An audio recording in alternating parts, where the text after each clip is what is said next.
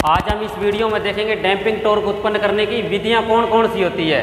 Damping torque उत्पन्न करने की विधियां कौन कौन सी होती है। डैम्पिंग टॉर्क सबसे पहले आपको पता होना चाहिए डैम्पिंग टॉर्क होता क्या है। डैम्पिंग टॉर्क होता क्या है, जैसे डिफ्लेक्टिंग टॉर्क में क्या होता है, डिफ्लेक्टिंग टॉर्क में पॉइंटर, डिफ्लेक्टिंग टॉर्क क्या करता है, पॉइंटर को एक जगह दूसरी जगह पर लेकर जाता है और कंट्रोलिंग टॉर्क उसको क्या करता है, रोकता है। तो अब पॉइंटर को रोक तो दिया, पॉइंटर का क्या होता है, अचानक से नहीं रुकता, उसके कंपन होने लगे, पॉइंटर एक जगह पर कंपन करने लग जाता है। उस कंपन को रोकने के लिए अपने क्या करते हैं, डैम्पिंग टॉर्क उत्पन्न करते हैं। उसकी बहुत सी विधियां होती है। सबसे पहले अपने देख रहे हैं इसके अंदर क्या है, एयर फ्रिक्शन डैम्पिंग सिस्टम क्या होता है। तो एयर फ्रिक्शन डैम्पिंग सिस्टम में क्या होगा, जैसे डिफ्लेक्टिंग टॉर्क से ये पॉइंटर इधर मूव करेगा तो क्या होगा, स्पिंडल घूमेगा, स्पिंडल घूमेगा तो उसके साथ क्या करेगा, ये पिस्टन भी घूमेगा और पिस्टन घूमेगा तो ये पिस्टन के अंदर दो पत्ती लगी हुई है, तो ये इसके नीचे की ओर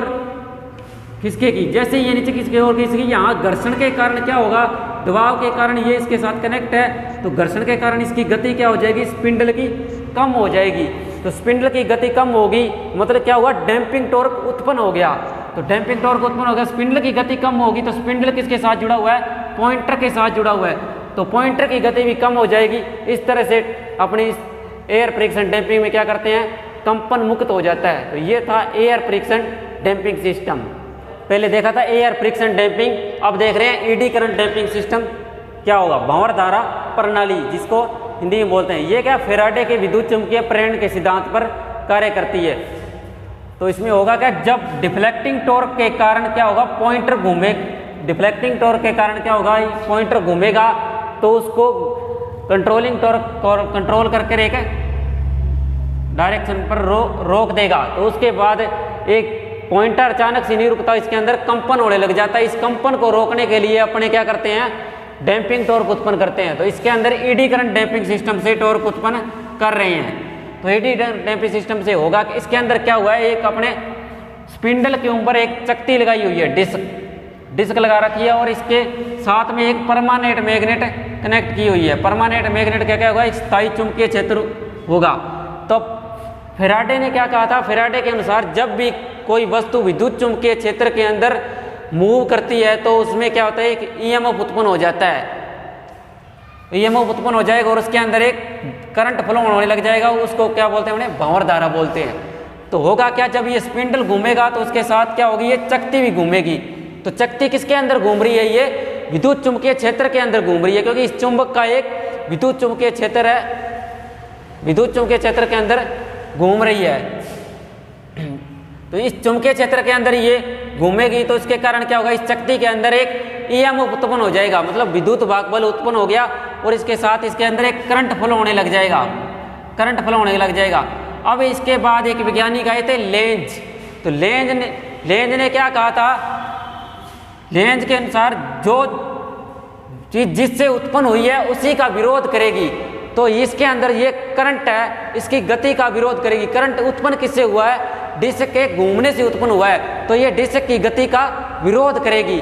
तो इस गति का विरोध करेगी तो इसके मतलब विपरीत कार्य करेगी। तो इसके अंदर जो डिस्क के अंदर जो बल लग रहा है वो इस पॉइंटर के विपरीत कार्य करेगा और इस पॉइंटर के अंदर क्या होगा, कंपन शून्य हो जाएगा। ठीक है, और इसके अंदर एक बात ध्यान रखनी है, इसके अंदर परमानेंट मैग्नेट के कारण चुंबकीय क्षेत्र उत्पन्न होता है, विद्युत चुंबकीय क्षेत्र उत्पन्न नहीं होता। तो ये था एडी करंट डैम्पिंग सिस्टम। अब जिन यंत्रों के अंदर परमानेंट मैग्नेट होती है उसके अंदर अपन ये eddy current damping system use करते हैं। Mostly eddy current damping system ही यूज किया जाता है। ये विद्युत चुंबकीय प्रेरण के सिद्धांत पर काम करती है, फेराडे और लेंज के। और डिसइंटर के विपरीत फ्लूइड फ्रिक्शन डैम्पिंग क्या होता है, द्रव घर्षण अवमंदन प्रणाली।